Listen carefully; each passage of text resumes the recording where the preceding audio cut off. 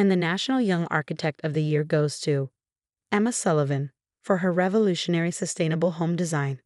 The applause echoed through the grand hall as I made my way to the stage, my heart pounding against my ribs. This was my moment, the culmination of 15 years of hard work, countless sleepless nights, and unwavering determination. The crystal plaque gleamed under the spotlight, just like my dream house that had earned me this recognition. Then I saw them, my parents, pushing through the crowd, my brother Marcus trailing behind with that familiar entitled smirk. Even from the stage, I could see Mom's face twisted with that look I'd grown to dread. "Emma," she shrieked, her voice cutting through the applause. "Get down here right now." I gripped the podium, forcing a smile as the audience's enthusiasm faltered. The presenter shot me a concerned glance, but I nodded slightly, indicating I was okay. I wasn't, but I learned to fake it years ago. "This is inappropriate," I said firmly into the microphone. "We can talk after the ceremony." Dad reached the stage steps, his face red. "No, we talk now. Your brother needs a house. That whatever place he built, he deserves it more than you."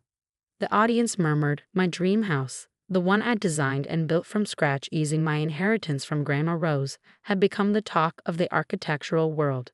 Its innovative, sustainable design had not only won me this award, but had also landed me several high-profile clients. Marcus stepped forward, hands in his pockets. "Come on, sis. You know I've been having a rough time since the divorce. My kids need a stable home." A stable home. Like the 3 he'd already lost to gambling debts. Mom snatched the crystal plaque from the presenter's hands. "Either you sign over the house to your brother, or you're no longer part of this family." "Mrs. Sullivan," the presenter intervened, "this is a private matter." "Private?" Mom laughed harshly. "Nothing's private about how selfish Emma's being. Marcus is family. Family shares." I thought about the years they favored Marcus, how they drained my college fund to pay for his failed business ventures, how they pressured me to give up my scholarships so he could use the money instead. But I persevered, worked through school, built my career brick by brick. "No," I said, my voice stronger than I felt. "That house is mine. I designed it, I built it, and I'm not giving it up." The crack of crystal against marble silenced the room. My award lay shattered at Mom's feet, pieces scattered like the remnants of our relationship. "Then you're not our daughter anymore," she spat. As security finally arrived to escort them out, Marcus turned back with a sneer. "Hope you enjoy your empty house, sis. Must be nice having no real family to share it with." The ceremony ended awkwardly, with hurried congratulations and pitying looks. I sat in my car afterward, staring at the pieces of my plaque that someone had carefully gathered into a box. My phone buzzed with messages from colleagues and friends, but one text caught my eye. It was from Aunt Diane, Mom's sister who'd been estranged from the family for years. "Saw what happened online. It's time you knew the truth about why your grandmother left everything to you. Come see me tomorrow." That night, I couldn't sleep. The house I built, my sanctuary with its living walls and solar arrays, felt different. Every corner held memories of design decisions, of late nights perfecting plans, of Grandma Rose's proud smile when I showed her the first drawings. She'd left me her entire inheritance, passing over Mom and Marcus completely. "You have her gift," she'd said on her deathbed, pressing her old locket into my hand. "Don't let anyone take that from you." I'd never opened the locket, respecting her wish to wait for the right time. Now, holding it under my desk lamp, my hands trembled as the clasp finally gave way. Inside wasn't a photo as I'd expected, but a tiny key and a folded note. "Blood isn't always thicker than water. When they show their true colors, visit Diane. She has the test results." Test results? My phone buzzed again. Another text from Aunt Diane. "Bring the locket. Your grandmother knew this day would come." I clutched the key, my mind racing. What test results? Why had Grandma Rose been so insistent about the inheritance going only to me? And why did she want me to wait until my family showed their true colors? Tomorrow's meeting with Aunt Diane would change everything. I just didn't know how much. Aunt Diane's cottage sat on the outskirts of town, its garden wild and untamed, the complete opposite of my parents' meticulously manicured lawn. I'd only been here once, years ago, before Mom banned all contact with her unstable sister. She opened the door before I could knock, her gray hair wild around her face, her eyes. So much like Grandma Rose's, sharp and knowing. You look exactly like her, she said, pulling me into a fierce hug. Come in. We have much to discuss. Her living room was a treasure trove of family history. Photos I'd never seen covered the walls, many featuring a younger version of my grandmother. But what caught my eye was a large portrait above the fireplace, Grandma Rose holding a baby, looking younger than I'd ever seen her. That's not your mother in that photo, Aunt Diane said, following my gaze. That's me. I turned to her, confused. But Mom always said she was an only child until you came along years later. Diane's laugh was bitter. Your mother wasn't even born when that picture was taken. She isn't Rose's daughter. I am. The room seemed to tilt. What? She crossed to an old secretary desk, pulling out a worn manila envelope. Your grandmother, my mother, took in your mom as a baby. Her biological mother was our housekeeper who died in childbirth. Rose raised her as her own, never telling her the truth. My hands shook as I opened the envelope. Inside were adoption papers dated 1975 and a DNA test from 15 years ago. Mom found out somehow, didn't she? I asked, pieces clicking into place. That's why she hated you both. Diane nodded. She discovered the truth when Rose refused to sell the family land to fund one of Marcus's schemes. In her rage, she did a DNA test, hoping to prove she had more right to the property than me. It proved the opposite. But why did Grandma Rose tell me? She wanted to protect you. Your mother, she became obsessed with bloodlines after that, desperately trying to prove she was more family than anyone else. When Rose saw your talent for architecture, so like her own, she knew she had to protect your inheritance. I pulled out the key from the locket. And this? Diane smiled. That opens Rose's old studio, the one your mother could never get into. It's still there, behind her house. Everything she ever designed, every award she won. They're all waiting for you. Mom always said that studio was just a storage room, I whispered. She sold Grandma's house last year to pay off Marcus's debts.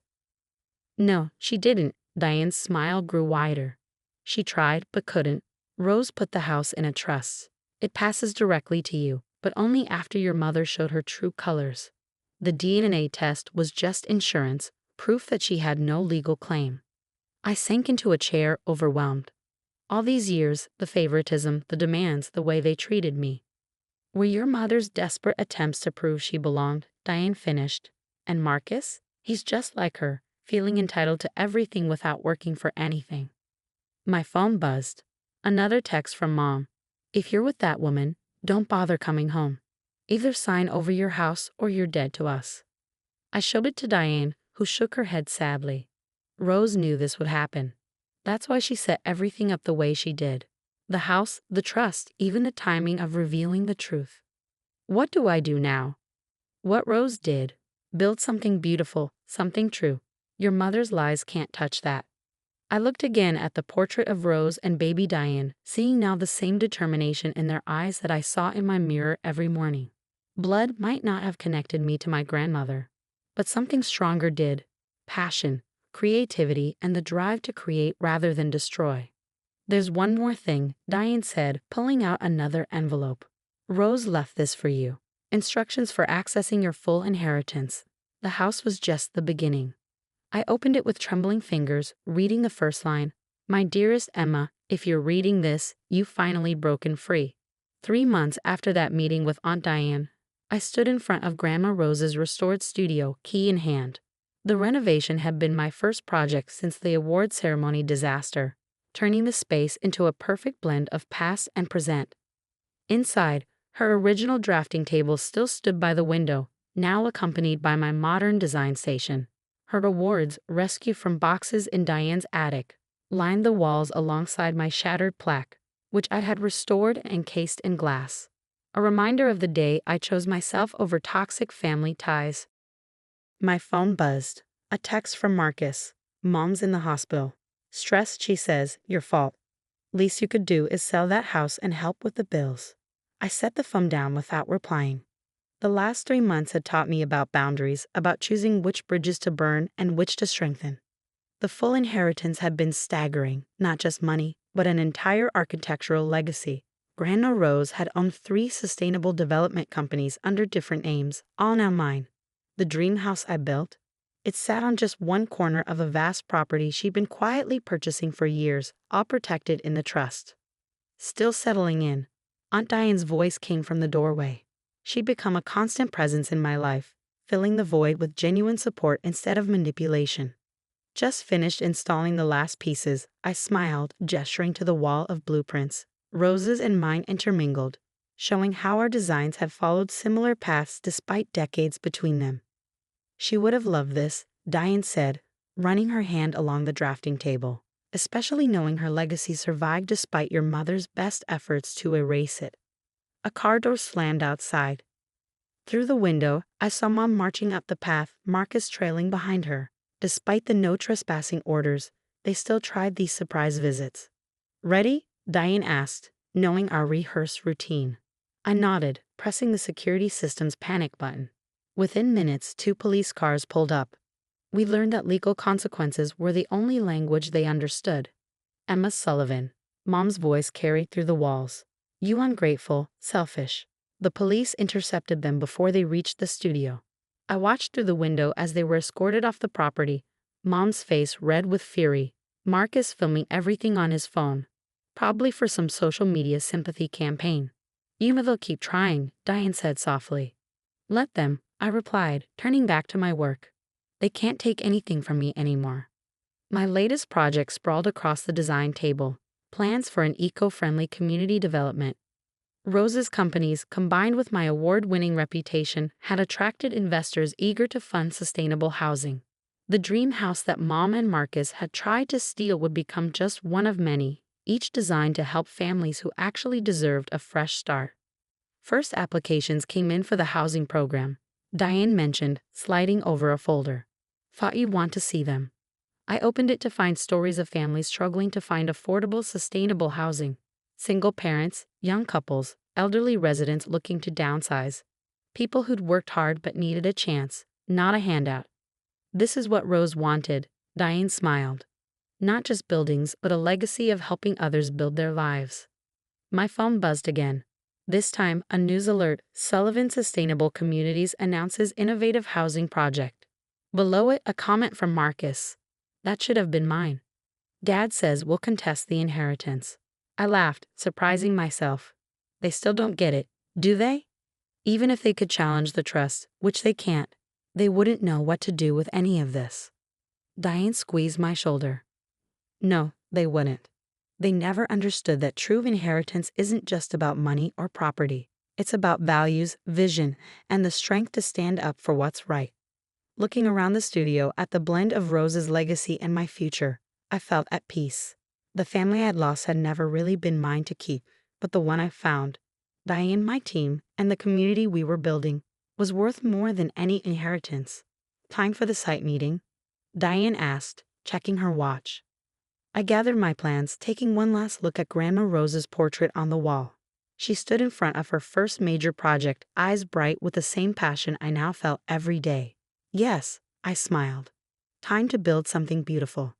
As we left the studio, I saw another police car escorting Mom and Marcus off the property. But this time, I didn't watch them go.